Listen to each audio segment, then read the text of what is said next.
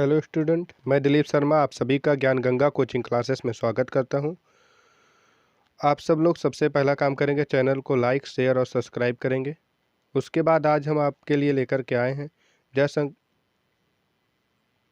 आचार्य रामचंद्र शुक्ल का जीवन परिचय का ट्रिक। आप इसके पहले जयशंकर प्रसाद जी के ट्रिक को पढ़ चुके हैं। आज हम देखेंगे आचार्य रामचंद्र शुक्ल का जीवन परिचय हम कैसे याद करेंगे। ठीक है, आसानी के साथ में आपको लगभग पढ़े होंगे। आपको मैं ट्रिक दे दूंगा जिससे आपको पेपर में बहुत मदद मिलेगी। पहला यहाँ पर दिया है, आचार्य रामचंद्र शुक्ल को आलोचना का सम्राट कहा जाता है। सबसे पहली बात इसको जानेंगे।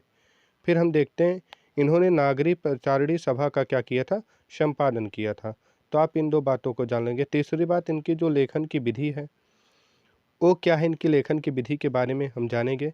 और आप देखेंगे कि इनकी लेखन की विधि कविता लिखे हैं, निबंध संग्रह लिखे हैं, आलोचना लिखे हैं और साहित्य का इतिहास। ठीक है, ये सारी चीज़ें इन्होंने लिखा है। आते हैं हम इनके जीवन परिचय के ट्रिक को देखते हैं। ट्रिक क्या है, कैसे हम इसको आसानी से याद कर सकते हैं। तो जो इनके जीवन की ट्रिक है, इसी प्रकार मैंने जयशंकर प्रसाद का भी ट्रिक दिया था और किसकी आपको ट्रिक की चाहिए वो भी बताएंगे। इनकी ट्रिक को देखते हैं।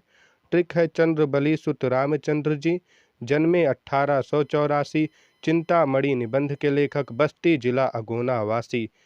1941 में हुआ देह का अंत रे, रस मीमांस और त्रिवेणी लिखे आलोचना ग्रंथ रे।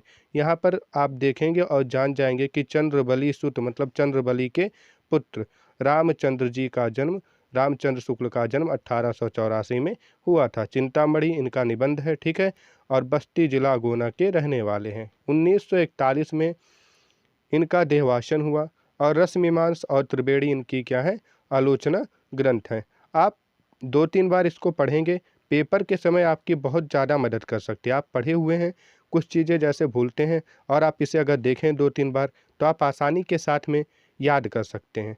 अब जैसे कि इनकी कुछ रचना तो इसमें हो गई हैं और जो रचनाएं बचती हैं उसके लिए भी मैं आपके लिए ट्रिक लेकर के आया हूँ। ट्रिक क्या है, रामचंद्र शुक्ल की रचना की जो ट्रिक है उसके बारे में हम बात करेंगे।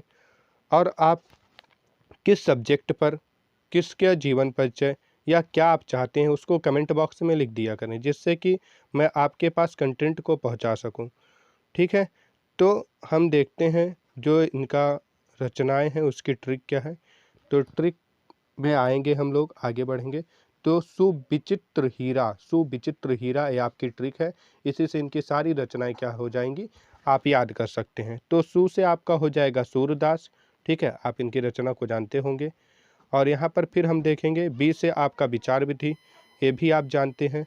फिर आगे इसी क्रम में बढ़ेंगे ची। ची से आपको याद आ गया होगा, अभी अभी हमने पढ़ाया था, चिंतामणि। ठीक है, और आ जाते हैं त्रा।